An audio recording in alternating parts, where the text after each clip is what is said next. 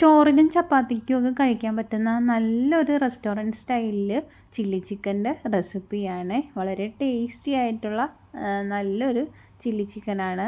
ഇതിനായിട്ട് ഞാൻ 1 കിലോ വരുന്ന രീതിയിൽ ചിക്കൻ എടുത്തിട്ടുണ്ട്. അത് നമുക്ക് ചെറിയ രീതിയിൽ കട്ട് ചെയ്തെടുക്കണം. ഇനി ഇതിൽ ചെറിയ രീതിയിൽ കട്ട് ചെയ്തെടുത്താലും നല്ലതായിരിക്കും. അത്യാവശ്യം ചെറിയ രീതിയിലാണ് കട്ട് ചെയ്തെടുത്തേക്കുന്നത്. ഇനി ഇതിലേക്ക് നമുക്ക് ആവശ്യത്തിന് ഉപ്പ് ചേർത്ത് കൊടുക്കാം.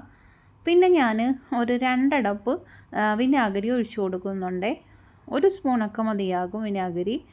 പിന്നെ ഞാനൊരു 1/4 ടീസ്പൂൺ അളവിൽ മഞ്ഞൾപ്പൊടി ചേർത്ത് കൊടുക്കുന്നുണ്ട്.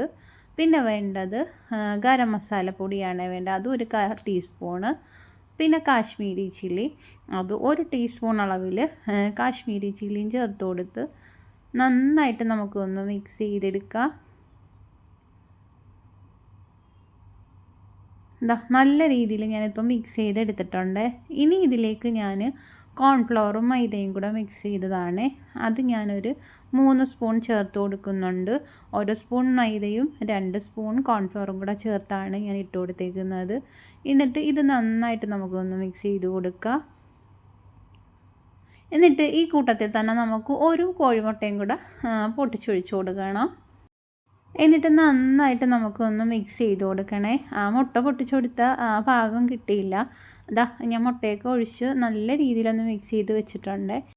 ഇനി വേണ്ടത് വെളുത്തുള്ളി വേണം, ഇഞ്ചി വേണം. നമുക്ക് വെളുത്തുള്ളി ഇതേ രീതിയിൽ ഒന്ന് പൊടിച്ചാണ് എടുക്കേണ്ടത്.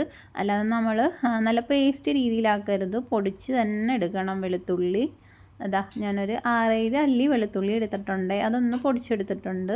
അത്യാവശ്യം വലിയ വെളുത്തുള്ളിയാണ് എടുത്തേക്കുന്നത്. പിന്നെ അതുപോലെ തന്നെ ഇഞ്ചി ഇതേപോലെ തന്നെ നമ്മളതൊന്നും പൊടിച്ചെടുക്കണവേ. പൊടിച്ച് മാറ്റി വെച്ചിട്ട് നമുക്ക് ചിക്കൻ ഒന്ന് ഫ്രൈ ചെയ്ത് വെക്കണം. ഇതുപോലെ നമുക്ക് ചിക്കൻ ഒന്ന് ഫ്രൈ ചെയ്തെടുക്കാവേ. നമുക്ക് ഒരു സൈഡ് ഫ്രൈ ആയി വന്നിട്ടുണ്ട്. ഇനി ഒന്ന് തിരിച്ചിട്ട് കൊടുക്കാം. അങ്ങനെ അതും തിരിച്ചിട്ട് കൊടുത്തിട്ടുണ്ട്. ഇനി നമുക്ക് ആ ഒരു സമയത്തിന് നമുക്ക് 1 കപ്പ് അളവിൽ വെള്ളം എടുക്കുക.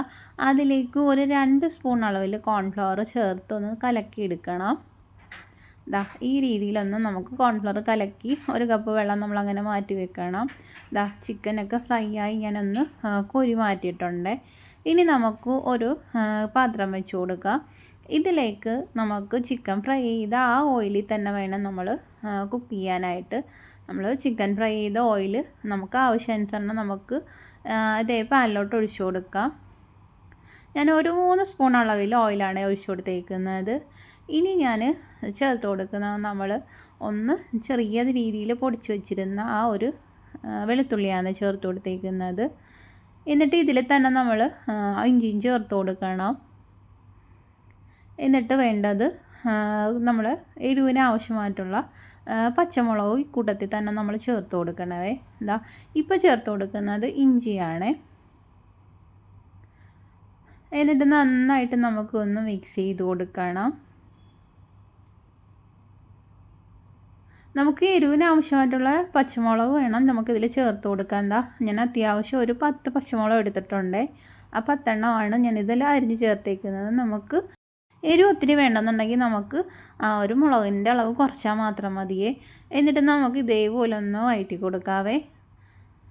എന്നിട്ട് ഇതിലേക്ക് നമ്മൾ സവാള അരിഞ്ഞത് ചേർത്ത് കൊടുക്കണം. സവാള ഇതേ രീതിയിൽ ഒരു സ്ക്വയർ രീതിയിൽ വേണം നമ്മൾ സവാള അരിഞ്ഞത് ചേർത്ത് കൊടുക്കാനായിട്ട്. ഇതേ രീതിയിൽ നമുക്ക് സവാള ചേർത്ത് കൊടുക്കണം. നമ്മൾ ഈ രീതിയിൽ തന്നെ വേണേ സവാള കട്ട് ചെയ്ത് ഈ ചില്ലി ചിക്കന് ചേർത്ത് കൊടുക്കേണ്ടത്. പിന്നെ വേണ്ടത് നമുക്ക് ക്യാപ്സിക്കമാണ് ചേർത്ത് കൊടുക്കേണ്ടത്.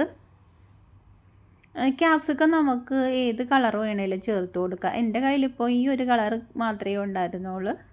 നമ്മുടെ കയ്യിൽ റെഡ് ഉണ്ടെങ്കിൽ റെഡ് ചേർത്ത് കൊടുക്കാം. പിന്നെ അതുപോലെ തന്നെ യെല്ലോ കളറ്, അങ്ങനെ എല്ലാ കളറ് നമുക്ക് ചേർത്ത് കൊടുക്കാവുന്ന ക്യാപ്സിക്കം. ഞാനിപ്പോൾ ഒരു കളറിലുള്ള ക്യാപ്സിക്കമാണ് ചേർത്ത് കൊടുത്തേക്കുന്നത്. എന്നിട്ട് നന്നായിട്ട് നമുക്കൊന്ന് മിക്സ് ചെയ്ത് കൊടുക്കാം. എന്നിട്ട് നമുക്ക് ഇതിനാവശ്യമായിട്ടുള്ള ഉപ്പും കൂടെ ചേർത്ത് കൊടുത്ത് ഒന്ന് ഇതേ രീതിയിലൊന്ന് വഴറ്റിയെടുക്കണേ.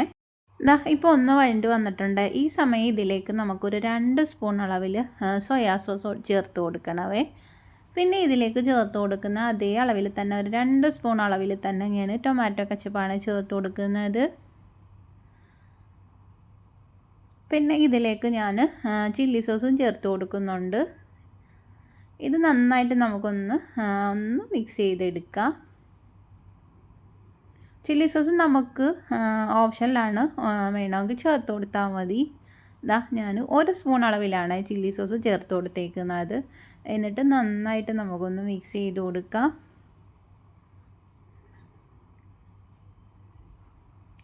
ഇനി ഇതിലേക്ക് നമുക്ക് ഫ്രൈ ചെയ്ത് വെച്ച ചിക്കൻ ചേർത്ത് കൊടുക്കണമേ.